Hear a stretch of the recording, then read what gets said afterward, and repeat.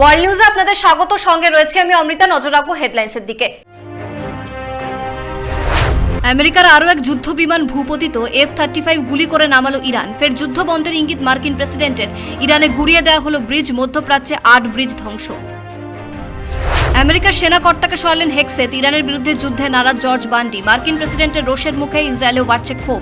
63% মানুষ নেতানিয়াহুর বিপক্ষে। সাহায্যের দরকার নেই ইউরোপের কাছ থেকে বললেন মার্কিন প্রেসিডেন্ট। ফরাসি প্রেসিডেন্টকে নিশানা। ম্যাক্রোর স্ত্রীকে নিয়েও কটূক্তি। যুদ্ধ বন্ধের সেরা সময় বললেন ইরানের প্রাক্তন সেনাকর্তারা। এবার পবিত্র মক্কা শহরে বিমানবন্দর, আরাফাত ও মিনার মধ্যে জমি চিহ্নিত। 2030 সালের মধ্যে কাজ শেষ। তৈরি হচ্ছে অত্যাধুনিক বাসস্থান। রাস্তার দুধারে থাকবে গাছ। আসছে বিস্তারিত খবরে। আমেরিকার আরও এক F-35 যুদ্ধ বিমান নিচে নামালো ইরান। তেহরানের আকাশে উঠছিল এই যুদ্ধ বিমান। গত 12 ঘন্টায় দুটো F-35 যুদ্ধ বিমানকে নিচে নামানো হয়েছে। মার্কিন প্রেসিডেন্ট ডোনাল্ড ট্রাম্প বলেছেন আরও বড় হামলা হবে ইরানের ওপর। ইরানকে প্রস্তর যুগে ফিরিয়ে নেওয়ার কাজ শুরু করেছে আমেরিকা। আরও এক যুদ্ধ বিমানকে গুলি করে নামালো ইরান। গত 12 ঘন্টায় এ নিয়ে দ্বিতীয় F-35 যুদ্ধ বিমান নিচে নামানো হয়েছে। ইরানের আকাশে উঠছিল এই যুদ্ধ বিমান। মার্কিন প্রেসিডেন্ট ডোনাল্ড ট্রাম্প বলেছেন তাদের কোনো বিমান ধ্বংস করা হয়নি। তবে ইরান ভিডিও প্রকাশ করে বলেছেন মার্কিন প্রেসিডেন্ট মিথ্যে বলছেন। ইরানের প্রাক্তন সেনাপ্রধানদের অনেকেই বলেছেন এটাই ইরানের কাছে সেরা সময় যুদ্ধ বন্ধ করার। এখনই যুদ্ধে জয় ঘোষণা করে আমেরিকার সঙ্গে যুদ্ধ নিয়ে আলোচনায় বসা প্রয়োজন। এই সুযোগ আর নাও আসতে পারে। তবে মার্কিন প্রেসিডেন্ট বলেছেন তিনি যুদ্ধ বন্ধের ইঙ্গিত দিয়েছেন। এই যুদ্ধ আর বেশি দিন নয়।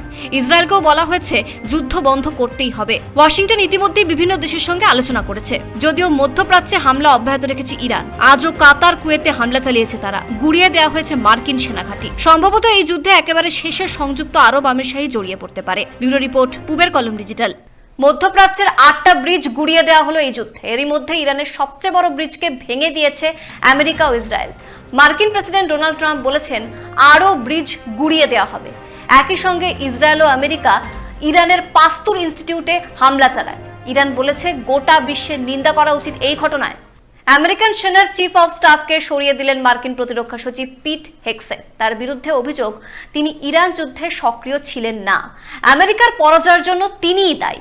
একই সঙ্গে ইসরায়েলেও নেতানিয়াহুর বিরুদ্ধে বিক্ষোভ শুরু করেছেন মানুষ। ইসরায়েলের মানুষের আর ভরসা নেই নেতানিয়াহুর উপর। সমীক্ষায় দেখা গেছে ইসরায়েলের 63% মানুষ বলেছেন তারা ভরসা করতে পারছেন না প্রধানমন্ত্রীর উপর, বরং তারা ভরসা করছেন সেনার উপর। ইসরায়েল সেনারা প্রাণপণ যুদ্ধ চালিয়ে যাচ্ছেন। ইসরায়েলের আয়রন ডোম আর গর্বের নয়। ইরান যত মিসাইল হামলা চালিয়েছে তা তাদের অস্ত্র ভাণ্ডারের মাত্র 7%। এখনো বহু অত্যাধুনিক অস্ত্র রয়েছে ইরানে। এদিকে আমেরিকাতেও বড়সড় বদল হলো। আমেরিকার chief of defence staff George বান্ডিকে সরিয়ে দিলেন মার্কিন প্রতিরক্ষা সচিব হেক্সেত। তার দাবি জর্জ এই যুদ্ধে সর্বশক্তি দিয়ে ঝাঁপিয়ে পড়েননি। তিনি যদি সর্বশক্তি দিয়ে ঝাঁপিয়ে পড়তেন তাহলে এই যুদ্ধে পরাজয় হতো না। তিনি হেক্সেত বা ট্রাম্পের কথা শোনেননি। যদি শুনতেন তাহলে আমেরিকা পরাজিত হতো না। জর্জ বাইডেনের সময়কার। তিনি হয়তো ইরানের সমর্থক। এমনকি আরও কয়েকজন সিনিয়র কর্তাকে সরিয়ে দেওয়া হয়েছে। ব্যুরো রিপোর্ট, পূবের কলম ডিজিটাল। ফ্রান্সের কাছে সাহায্য চেয়েছিলাম, কিন্তু ইমানুয়েল ম্যাক্রো বলেছিলেন যুদ্ধের পর সব ধরনের সাহায্য করবেন। সেই সাহায্য নিয়ে আমি কি করব বললেন মার্কিন প্রেসিডেন্ট। ট্রাম্পের কথায় যে হতাশা ফুটে উঠছে তা পরিষ্কার বলে জানিয়েছেন ফ্রান্সের প্রেসিডেন্ট। ইরান যুদ্ধ নিয়ে ফ্রান্সের প্রেসিডেন্ট ইমানুয়েল ম্যাক্রোর সঙ্গে আমি কথা বলেছিলাম। আমি তাকে বলেছিলাম এই যুদ্ধে সব ধরনের সাহায্য করার জন্য। প্রথম দিকে ফ্রান্সের প্রেসিডেন্ট রাজি হলেও পরে তিনি আমাকে জানিয়ে দেন কোনো রকম সাহায্য করতে পারবেন না, বলেন মার্কিন প্রেসিডেন্ট ডোনাল্ড ট্রাম্প। ফ্রান্সের প্রেসিডেন্ট বলেন ইরানের বিরুদ্ধে যুদ্ধের সময় আমি কোনো সাহায্য করতে পারবো না। যুদ্ধ শেষ হওয়ার পর প্রয়োজনে আমি সাহায্য করতে পারি। যদিও মার্কিন প্রেসিডেন্ট ডোনাল্ড ট্রাম্প জানিয়েছেন ফ্রান্সের প্রেসিডেন্টের এই মন্তব্যের পর তিনি পরিষ্কার জানিয়ে দেন যুদ্ধের পর আর আমার সাহায্যের দরকার নেই। গতকাল যখন ফ্রান্সের প্রেসিডেন্ট নিয়ে আলোচনা হচ্ছিল তখন মার্কিন প্রেসিডেন্ট ফরাসি ভাষায় বলেন ম্যাক্রোর স্ত্রী তার স্বামীকে এমন থাপ্পড় দিয়েছিলেন সেই আঘাত এখনো কাটিয়ে উঠতে পারেননি তিনি। হ্যানয় দ্বীপে গিয়েছিলেন ফরাসি প্রেসিডেন্ট ইমানুয়েল ম্যাক্রো ও তার স্ত্রী ব্রিগিটা। সেখানেই এই কাণ্ড ঘটিয়ে ফেলেন ইমানুয়েল ম্যাক্রোর স্ত্রী। মার্কিন প্রেসিডেন্ট ডোনাল্ড ট্রাম্পের এই মন্তব্যের পর ফরাসি প্রেসিডেন্ট বলেছেন এমন মন্তব্যের উত্তর দিতে তার রুচিতে বাঁধে, কিন্তু এটা পরিষ্কার যে ডোনাল্ড ট্রাম্প মানসিক স্থায়িত্ব হারিয়ে ফেলেছেন। তিনি যে ভারসাম্য হারিয়েছেন তা বোঝা যাচ্ছে ইরান যুদ্ধ থেকে। মার্কিন প্রেসিডেন্ট ডোনাল্ড ট্রাম্প পরাজিত হয়েছেন, সে কথা স্বীকার করতে কেন এখনো দেরি করছেন তা তিনি বুঝতে পারছেন না। ইউরোপীয় দেশগুলোর কাছে মার্কিন প্রেসিডেন্ট আহ্বান জানিয়েছিলেন এই যুদ্ধে তাদের পাশে দাঁড়ানোর জন্য। এমনকি হরমুজ প্রণালী থেকে তেলবাহী জাহাজ নিয়ে আসার জন্য ইউরোপের 27টা দেশের কাছে আহ্বান জানিয়েছিলেন তিনি, কিন্তু কোনো দেশই সাড়া দেয়নি। বোঝাই যাচ্ছে মার্কিন প্রেসিডেন্টের যুদ্ধনীতির সঙ্গে ইউরোপীয় ইউনিয়ন একমত নয়। এরপর মার্কিন প্রেসিডেন্ট বলেন ন্যাটো খুব সুবিধাবাদী, কোনোদিনই তারা আমেরিকাকে সাহায্য করেনি। ব্যুরো রিপোর্ট, পূবের কলম ডিজিটাল। ইরান আমেরিকা যুদ্ধের জন্য সবচেয়ে ক্ষতিগ্রস্ত সোমালিয়া। জিনিসপত্রের দাম বাড়তে শুরু করেছে ইতিমধ্যেই। পরিবহন খরচ বেড়েছে প্রায় 60%, টান পড়েছে খাদ্য সামগ্রীতে। ইরান যুদ্ধ দীর্ঘস্থায়ী হলে সবচেয়ে ভয়াবহ অবস্থা হবে সোমালিয়ার। রিপোর্ট প্রকাশ করে জানালো রাষ্ট্রসংঘ। এই রিপোর্টে বলা হয়েছে জিনিসপত্রের দাম বেড়েছে সোমালিয়ায়, পরিবহন খরচ বেড়েছে 30 থেকে 60% পর্যন্ত। সোমালিয়ায় বেড়েছে ক্ষুধার্ত মানুষের সংখ্যা, খরা বেড়েছে দেশ জুড়ে। 2026 সালের রিপোর্ট অনুযায়ী সোমালিয়ায় 5 বছরের কম বয়সী 10,84,000 শিশু ভয়াবহ অপুষ্টিতে ভুগছে। ইরান যুদ্ধ শুরু হওয়ার পর বিশ্বের বিভিন্ন দেশ সাহায্য বন্ধ করেছে সোমালিয়ার মানুষের জন্য। মহিলাদের অনেকেই বলছেন সকাল থেকে শুরু করে সন্ধে পর্যন্ত 1 কাপ ব্ল্যাক টি খেয়ে কাটাচ্ছেন তারা। আমেরিকা সব ধরনের সাহায্য বন্ধ করে দিয়েছে। তেলের দাম আকাশ ছোঁয়া হয়েছে।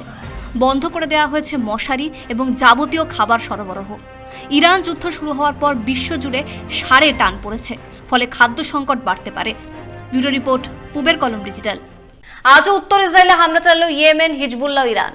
গুড়িয়ে দেওয়া হয়েছে বাড়িঘর। ইসরায়েলের সেনাকর্তারা বলেছেন হিজবুল্লাহকে ছোট করে দেখছিলেন প্রধানমন্ত্রী নেতানিয়াহু, কিন্তু হিজবুল্লাহ যেভাবে হামলা চালাচ্ছে তা অত্যন্ত ভয়াবহ। পবিত্র কাবা শরীফের কাছে তৈরি হচ্ছে আন্তর্জাতিক মানের বিমানবন্দর। একই সঙ্গে নতুন মেট্রো তৈরি করছে মক্কা প্রশাসন। হজ যাত্রীরা 2030 সালের মধ্যে এই নতুন বিমানবন্দরে নামতে পারবেন, সব ধরনের সুবিধাও পাবেন তারা। হজ যাত্রীরা সরাসরি নামতে পারবেন মক্কায়। বেশিরভাগ বিমান এতদিন ধরে পবিত্র কাবা শরীফ থেকে 100 কিলোমিটার দূরে জেদ্দায় অবতরণ করে। সেখান থেকে সড়ক পথে আসতে হয় পবিত্র মক্কায়। এবার পবিত্র মক্কা শহরে বিমানবন্দর তৈরি হচ্ছে, সে অনুমতি দেওয়া হয়েছে। এমনকি মক্কায় মেট্রো চলাচলের ইঙ্গিত মিলেছে। 2022 সাল থেকে মক্কায় 12টা রুটে 400টা বাস প্রতিদিন যাতায়াত করে 500 kilometre. Royal commission of Makkah city CEO Saleh Al Rashid বলেছেন, পরিকল্পনা মাফিক কাজ হবে, আন্তর্জাতিক সুবিধা পাবেন হজ যাত্রীরা। 2030 সালের মধ্যে প্রকল্পের কাজ শেষ হবে জানিয়ে দেওয়া হয়েছে। আরাফাত থেকে মিনার মধ্যে যে কোনো জায়গায় এই বিমানবন্দর তৈরি হবে। নতুন রেসিডেন্সিয়াল টাওয়ার তৈরি হবে। 200 বেডের হাসপাতাল তৈরি করা হবে। হজ যাত্রীদের যেন কোনো অসুবিধা না হয় সেজন্য রাস্তার দুধারে বসানো হবে গাছ। সারাক্ষণ ছায়া থাকবে পথে। সর্বত্র পাওয়া যাবে পানীয় জল। ব্যুরো রিপোর্ট, পূবের কলম ডিজিটাল। ওয়ার্ল্ড নিউজ এখন এই পর্যন্তই। দেখতে থাকুন পূবের কলম ডিজিটাল। আমাদের চ্যানেলে নজর রাখুন, সাবস্ক্রাইব করুন, বেল আইকনটি প্রেস করতে ভুলবেন না।